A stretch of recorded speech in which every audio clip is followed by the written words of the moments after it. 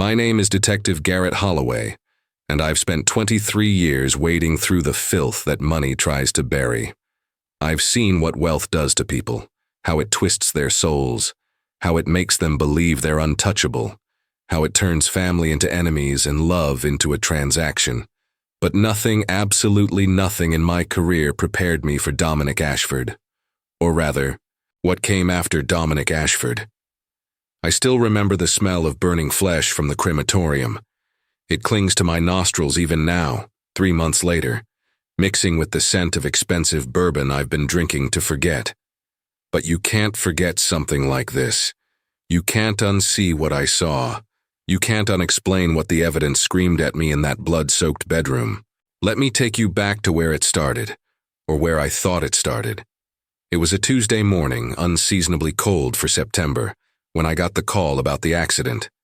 Dominic Ashford, heir to the Ashford gold mining empire, had wrapped his custom Ducati around a concrete barrier on Route 47, a desolate stretch of highway where rich men go to feel the wind and forget their gilded cages. Speed estimated at over 130 miles per hour. No other vehicles involved. The bike had disintegrated into a twisted sculpture of metal and carbon fiber, and Dominic had fared even worse. I arrived at the scene just as they were loading what remained into the coroner's van. The morning sun cut through the autumn mist, casting long shadows across the skid marks that told the story of those final seconds. I've investigated hundreds of traffic fatalities, and this one screamed straightforward. Rich thrill-seeker pushes his luck too far. Physics wins. But the Ashford name meant I had to be there personally. The family's lawyers had already called my captain twice before I'd even finished my coffee. The body was barely recognizable. Severe head trauma, multiple compound fractures, internal organs ruptured from the impact. Dr. Patricia Vance, our county medical examiner and someone I'd worked with for over a decade, performed the autopsy with her usual clinical precision. I stood in that cold room, watching her work under the harsh fluorescent lights, the metallic smell of blood mixing with disinfectant, and I felt nothing but routine sadness, the kind you develop after seeing too many bodies, too many lives cut short. Catastrophic injuries, Patricia said, her voice muffled behind her surgical mask, her gloved hands moving with practiced efficiency. Death would have been instantaneous. Massive cerebral hemorrhaging, severed spinal cord at C2, ruptured aorta. He felt nothing, Garrett, if that's any consolation to the family.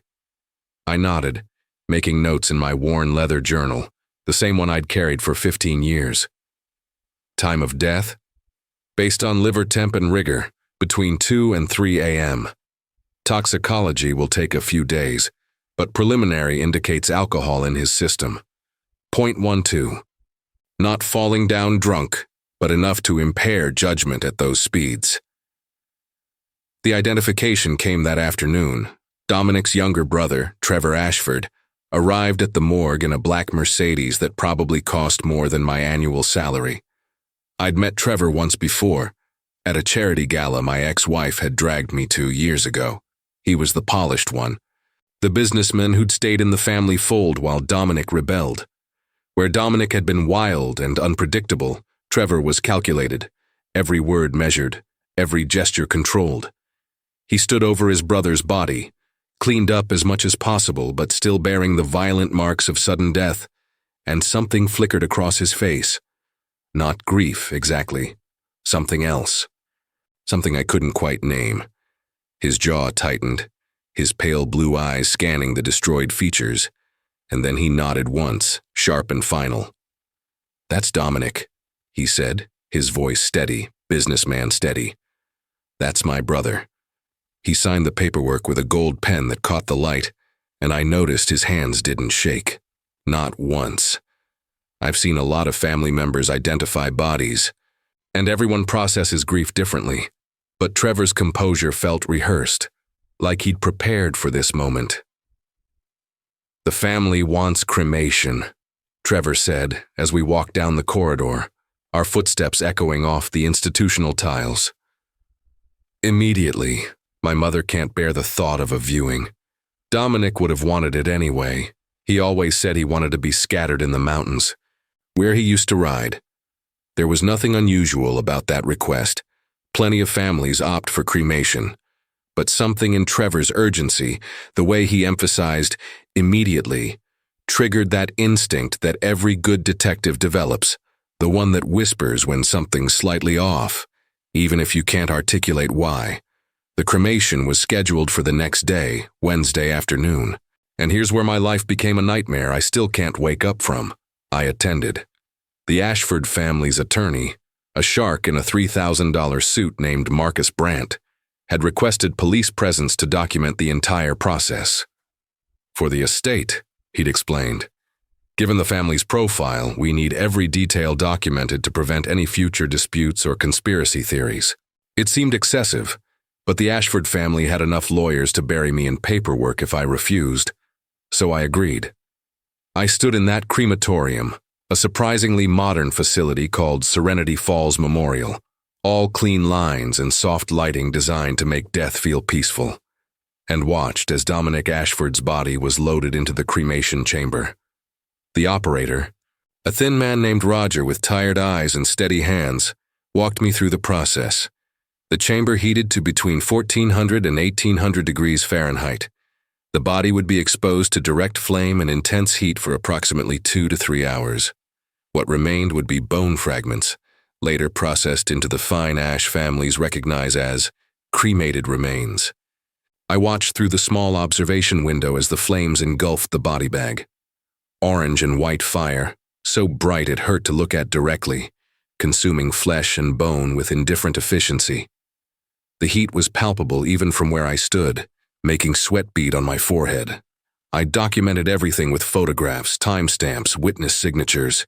Roger provided me with a certificate confirming the identity of the deceased and the completion of the cremation process. Dominic Ashford was gone, reduced to ash and bone fragments, sealed in an ornate urn that probably cost more than my car, and handed over to Trevor, who accepted it with the same businesslike composure he'd shown at the identification. Case closed. Traffic fatality. Accidental death. Family notified. Body cremated. I filed my report that evening, poured myself 3 fingers of whiskey, and tried not to think about the emptiness in Trevor's eyes when he'd looked at that urn. 24 hours later, my phone rang at 4:17 in the morning. Captain Reynolds, his voice tight with something I recognized as barely controlled chaos. "Garrett, get to the Ashford estate now. We've got a homicide. It's bad." The Ashford estate sprawled across 40 acres of prime real estate in the hills overlooking the city, behind iron gates and manicured lawns that spoke of old money and older secrets. Dawn was just breaking as I pulled up to the main house, a massive colonial revival structure that looked like it had been transplanted from a different century, all white columns and elegant symmetry. But the scene inside was anything but elegant. Officers had already secured the perimeter. Crime scene techs were setting up lights in the master bedroom. And in that bedroom, sprawled across 1,000 thread-count sheets soaked in blood, was Celeste Ashford, Dominic's wife of 2 years, 26 years old, former model-turned-trophy wife, now a corpse with her throat cut so deeply she was nearly decapitated. The brutality of it hit me like a physical blow. This wasn't a clean kill, wasn't professional. This was rage, intimate violence, the kind that comes from someone who knew the victim, who had feelings, twisted, dark feelings about her. Blood had sprayed across the white walls in arterial patterns, pooled on the marble floor, soaked into the antique Persian rug. The smell was overwhelming, copper and death and expensive perfume. Celeste's eyes were still open, frozen in terror, staring at the ornate ceiling where a crystal chandelier caught the morning light and threw rainbow prisms across the scene of her murder. She wore a silk nightgown, now ruined with blood. Her blonde hair, the kind that had graced magazine covers, was matted and dark. Defensive wounds on her hands and forearms. She'd fought, tried to stop the blade. Time of death estimate? I asked Dr. Vance, who'd arrived before me, already kneeling beside the body with her usual professional detachment. though I could see the tightness around her eyes that meant even she was disturbed. Based on liver temp and rigor, between midnight and 2 a.m., so roughly 5 to 7 hours ago. The violence suggests a crime of passion, but the lack of sexual assault and the controlled nature of the arterial cutting indicates the killer knew exactly what they were doing. I photographed everything, my hands moving on autopilot while my mind tried to process the scene. Who kills a woman like this in her own bedroom, in a house with state-of-the-art security? Trevor had mentioned the family kept minimal live-in staff. Celeste had valued her privacy, apparently. But surely someone heard something, saw something. The preliminary investigation revealed that the security system had been disarmed from the inside at 11:43 p.m. Celeste's personal code. She'd let someone in, or she'd turned it off herself. No signs of forced entry anywhere in the house. The murder weapon, a knife from the estate's own kitchen, an expensive German chef's knife, had been left at the scene, wiped clean of prints but covered in blood. We collected samples, blood from the victim, blood from the walls, blood from the floor. Standard procedure. The techs bagged everything, labeled everything, and I watched them work with growing unease that I couldn't explain. Something about this scene felt wrong beyond the obvious horror. Something whispered that this was connected to Dominic's death, though I had no logical reason to think that. It took 3 days for the DNA results to come back. 3 days during which I interviewed family members, staff, friends. 3 days during which I learned that Celeste and Dominic's marriage had been troubled, that Dominic had been having affairs, that Celeste had been seen arguing with Trevor at a family dinner the week before Dominic died. 3 days during which my case started building a picture of a dysfunctional family drowning in wealth and secrets. And then Patricia called me. Her voice on the phone had a quality I'd never heard before. Uncertainty mixed with something close to fear. "Garrett, you need to come to the lab, now. Don't talk to anyone about this until we've discussed it." I drove to the medical examiner's office with my heart pounding, knowing somehow, with that detective's instinct, that whatever she was about to tell me would change everything. Patricia was waiting in her office, the DNA report spread across her desk like accusations. Her face was pale, her usually steady hands trembling slightly as she held out the document. "The blood from the crime scene," she said slowly, carefully, like she was trying to convince herself of her own words. "Multiple samples from different locations, the walls, the floor, the victim's hands where she grabbed at her attacker. It all came back with the same DNA profile." I waited, my mouth dry. "It's Dominic Ashford's blood, Garrett, not Celeste's, not some unknown attacker, Dominic's, the man we cremated 4 days ago. His blood was fresh at that crime scene. Cells were still viable, which means they were alive when they were deposited. Not from some old sample. Not contamination. Fresh living blood from a dead man." The room tilted. I sat down hard in the chair across from her desk, my mind racing through impossible scenarios. "That's not possible. I watched him burn. I documented the entire cremation process. There's no way—" "I know," Patricia interrupted, her voice sharp with frustration. "I've run the tests 3 times. I brought in an independent lab to verify. Same results. The DNA is a perfect match to the samples we took from Dominic's autopsy. But more than that," she pulled out another report. "The blood chemistry, the cellular structure, everything indicates these samples were from a living person at the time of deposit. Not post-mortem blood. Living blood, Garrett." I stared at the reports, my brain trying to find a rational explanation. Could someone have stored his blood? Before the accident? Used it to contaminate the scene? To what end? And how would they keep the cells viable? Blood degrades rapidly. These samples show characteristics of fresh oxygenated blood, the kind actively circulating through a living body. She leaned forward, her eyes intense. "There's more. We found epithelial cells under Celeste's fingernails." She scratched her attacker. "The DNA matches Dominic too. This wasn't someone splashing stored blood around. This was transfer from a physical altercation." The implications crashed over me like ice water. Either our DNA testing was catastrophically flawed, or something impossible had happened. And in my experience, forensic science didn't lie. People did. "We need to exhume the cremated remains," I said, knowing even as I spoke how insane it sounded. "There's nothing to exhume," Patricia reminded me gently. "We turned him to ash. Even if there were somehow a mistake, and I don't see how there could be, there's no way to verify anything now." And there it was. The perfect crime, if it was a crime. The body destroyed beyond any possibility of re-examination. Evidence that pointed to a dead man. A family with unlimited resources and lawyers who could tie up any investigation in knots. And me, sitting in a medical examiner's office, holding proof of something that couldn't exist. I started digging. I went back to the accident scene, spent hours analyzing the skid marks, the debris pattern, the damage to the guardrail. Everything confirmed a high-speed collision. I interviewed the highway patrol officers who'd responded first, the tow truck driver who'd removed the wreckage. Everyone told the same story. I pulled Dominic's medical records, compared dental records to the pre-cremation identification. Everything matched. I reviewed the security footage from the crematorium. The body that went into that chamber was the same body I'd seen at the morgue, the same body Trevor had identified. But the DNA didn't lie. I interviewed Trevor again, this time in the formal setting of the police station, with everything recorded. He sat across from me in the interrogation room, still composed, still controlled, wearing a charcoal suit that probably cost more than my monthly mortgage. "Detective Holloway," he said with a thin smile.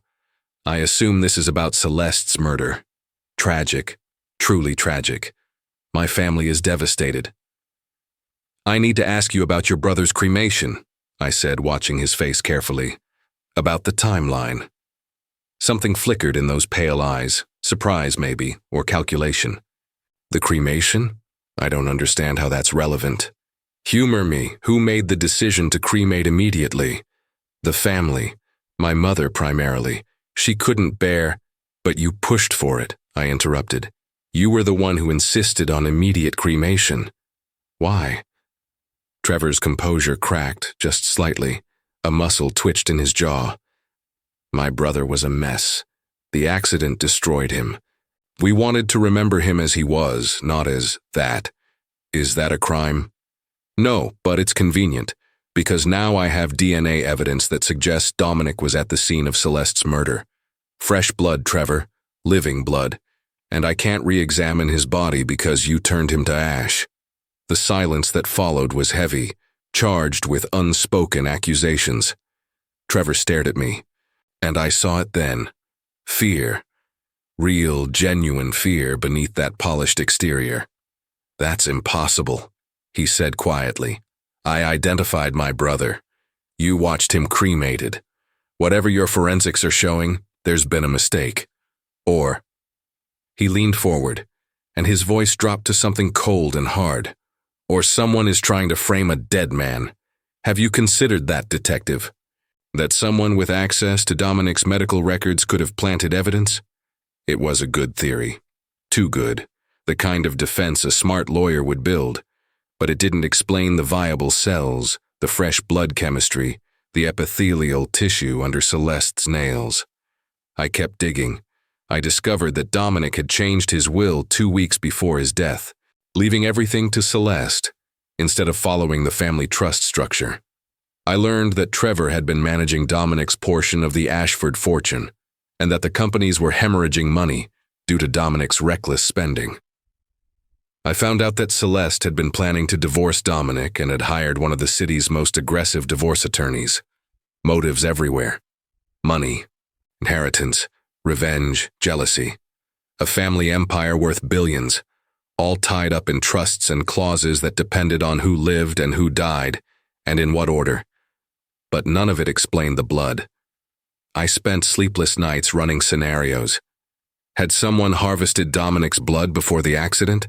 But how would they keep it fresh? Keep the cells alive? Had Trevor somehow faked the identification? Cremated someone else? But I'd been there, I'd seen the body, I'd documented everything. Had the entire cremation been staged? But Roger, the crematorium operator, had no connection to the Ashfords, no reason to participate in an elaborate hoax. Or, and this is what haunted me at 3 a.m. when the bourbon wasn't enough to silence my thoughts, had I been played from the very beginning? Had I been brought in to witness the cremation precisely so I'd be the one testifying that Dominic was definitely, absolutely dead? Had my presence been part of the plan? The investigation stalled. The district attorney refused to pursue charges against a dead man based on anomalous forensic evidence. The Ashford lawyers descended like locusts, threatening lawsuits, demanding retractions, implying that our lab was incompetent. Trevor hired a team of expert witnesses who testified that DNA contamination was possible, that lab errors happened, that we couldn't trust a single piece of evidence that contradicted the obvious truth. Dominic Ashford was dead, and they were right, weren't they? I'd watched him burn, but I'd also seen the blood reports. I'd read Patricia's analysis. I'd stood in that bedroom where Celeste died, and felt the presence of something wrong, something evil that money and power had twisted into existence. 3 months later, the case remains unsolved. Celeste Ashford's murder is officially attributed to an unknown intruder, despite the lack of evidence supporting that theory. Dominic's death is still classified as an accident. The Ashford family has closed ranks, united in their grief and their silence. Trevor now runs the entire Ashford empire. The companies have stabilized under his management. Dominic's ashes were scattered in the mountains, at some private location the family won't disclose. Life goes on for the wealthy, as it always does, but I can't let it go. I keep Dominic's file on my desk, keep returning to those DNA reports, keep trying to find the explanation that makes sense, because somewhere in this maze of evidence and lies, there's a truth. Maybe it's a truth about how far people will go for money. Maybe it's about how completely the rich can rewrite reality when they have enough resources. Maybe it's about something even darker, about identities that can be erased and recreated, about bodies that can be switched, about a family willing to sacrifice one of their own to protect their fortune. Or maybe, in those darkest moments when sleep won't come and the bourbon tastes like ash, maybe it's about something I don't want to consider, that I was wrong, that the body I watched burn wasn't Dominic at all, that somewhere, somehow, he's still alive, still out there, and that the blood at that crime scene was exactly what it appeared to be. I don't believe in ghosts. I believe in evidence, in forensic science, in the patient work of investigation. But this case has taught me that sometimes evidence can point to impossible truths, and that the most terrifying mysteries aren't the ones we can't solve. They're the ones where we know we'll never be allowed to solve them. The Ashford family has made it clear, through their lawyers and their political connections and their unlimited resources, that this investigation is over, that I should close the file, move on to cases where justice is actually possible. But how do you move on when you know someone got away with murder, when you know the evidence is being suppressed, not because it's wrong, but because it's right? When you watched a man's body burn and then found his blood, fresh and living, at a crime scene the next day. I still drive past the Ashford estate sometimes, late at night when the lights are low and the gates are locked. I think about Celeste, dying alone in that bedroom, her last moments filled with terror as something ended her life with a knife from her own kitchen. I think about Dominic, whether he's really gone or whether he's somewhere laughing at all of us, at how completely he fooled everyone. And I think about Trevor, calm and controlled Trevor, who never shed a tear, who inherited everything, who pushed for immediate cremation. I wonder what he knows, what he did, what he paid for. The truth is out there, locked behind gates and lawyers and money I can't fight. The truth is in those DNA reports that no one will talk about, in the impossible blood evidence that everyone wants to forget. The truth is that sometimes the dead don't stay buried, or in this case, they don't stay cremated. And sometimes justice isn't about solving the case. It's about living with what you know, carrying that knowledge like a weight in your chest, and hoping that someday, somehow, the truth finds a way to burn through all the lies. I still have nightmares about the crematorium, about standing at that observation window, watching the flames, documenting everything with such careful precision. In my dreams, the body bag opens. The person inside sits up, looks directly at me through the fire, and smiles. Sometimes it's Dominic. Sometimes it's Trevor. Sometimes, in the worst dreams, it's me. Because that's what this case has become. A mirror reflecting back my own inadequacy, my own failure to find justice, my own complicity in a system where money wins and truth loses. I watched a body burn. I found that same person's blood at a murder scene. And I can't prove anything, can't save anyone, can't even save myself from the knowledge that I was used, manipulated, made part of someone's perfect crime. So let me ask you something, because I genuinely don't know the answer anymore. If you had evidence that proved the impossible, but all the power in the world aligned against you believing it, what would you do? Would you keep fighting for a truth no one wants to hear? Or would you close the file, pour another drink, and try to forget that some crimes are so perfect, so completely executed, that justice becomes just another word for giving up? I'm still carrying this case, still carrying Celeste's death, Dominic's cremation, the DNA reports that scream impossibility, still carrying the weight of knowing that somewhere, someone is laughing at how completely they got away with it. And I'll keep carrying it until someone explains to me how a dead man's blood ended up fresh at a murder scene. Until then, I guess I'm just another detective who learned that when you investigate the powerful, sometimes the mystery isn't what happened, it's whether anyone will ever let you prove it. Subscribe to this channel and leave your like for more stories of crimes, secrets of powerful families, and investigations that no one dares to tell. Until the next case.